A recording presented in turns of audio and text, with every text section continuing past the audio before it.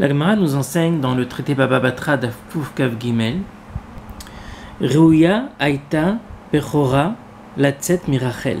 La Bechora aurait dû sortir de Rachel, aurait dû venir de Rachel. C'est-à-dire que le Bechor de Yaakov, le premier de Yaakov, aurait dû venir de Rachel.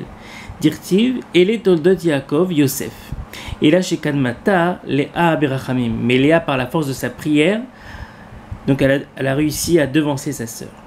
Ou mitor tsniout shaita ba berachel irzra kadosh bohu. Là.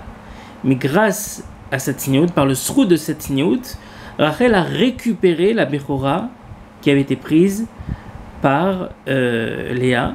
Et donc la Bechora, donc le Reuven qui était le Bechor, en fait, donc il a perdu son sroud, son titre de Bechora. Et ce titre de Bechora a été donné donc à Yosef qui vient de Rachel. Maintenant, la Gemara demande plus loin en quoi consistait la tsniout de Rachel? Dirtiv vayaged Yaakov le Rachel ki achi aviahu b'chi ben Rivkahu velo ben achot aviahu et la marla minasbatli amart le'in, tu te maries. Alors lui a dit, tu te maries avec moi? Amra le'in, oui, je suis d'accord de me marier avec toi, Yaakov. Miu abba rama'a ou velo yachaltle. Cependant, mon père est un tricheur et tu ne pourras pas le vaincre. Amarla maïramaote, en quoi consiste sa ruse, sa tricherie? Amrale itli achata de kashisha minai, j'ai une sœur qui est plus vieille que moi. Velo minasba li mikama.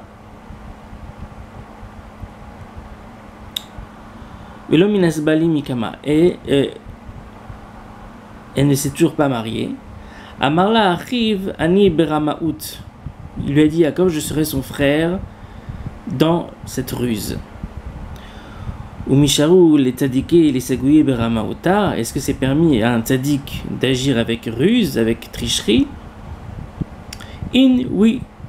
Im navar titabar vimikesh titpatal. Masar la simanim, donc il lui a transmis les simanim. Les simanim, donc c'est les signes secrets qui avaient été convenus entre eux pour que Yaakov puisse reconnaître qu'il s'agit bien de Rachel. Masar les simanim. Kima et Léa, et lorsque Léa est rentrée dans leur repas, Savra ashta michasva hatai.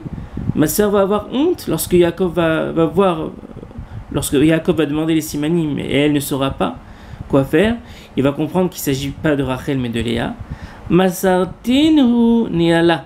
Elle a donc transmis les simanim à sa sœur pour ne pas qu'elle ait honte, pour ne pas qu'elle soit exposée donc à la honte publique.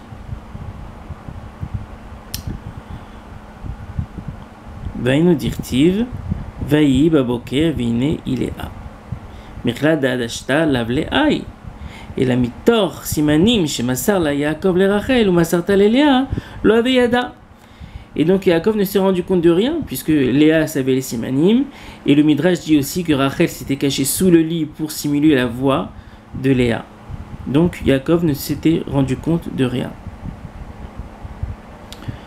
Donc de là on voit que la tsniout de Rachel ce n'était pas une tsniout vestimentaire. Quand la Gemara parle de tsniout de Rachel, il ne s'agit pas de tsniout vestimentaire, il s'agit d'une tsniout comportementale. Rachel n'a pas voulu prendre la première place, elle a préféré donner la place à sa sœur. Ce statut de mère de Ham Israël, elle a préféré le donner à sa sœur parce qu'elle ne savait pas qu'elle allait se marier avec lui par la suite. Donc elle n'a pas voulu se mettre devant de la scène. C'est ça la tsniout de Rachel. Ce n'est pas une tsniout vestimentaire. Évidemment, la tsniout vestimentaire est très très importante, mais quand la Gemara parle de tsniout de Rachel, c'est une tsniout qui est comportementale. On voit par ailleurs que Rachel était une bergère. Une bergère, donc elle est tout le temps dehors, avec les troupeaux, avec les bœufs, avec les moutons.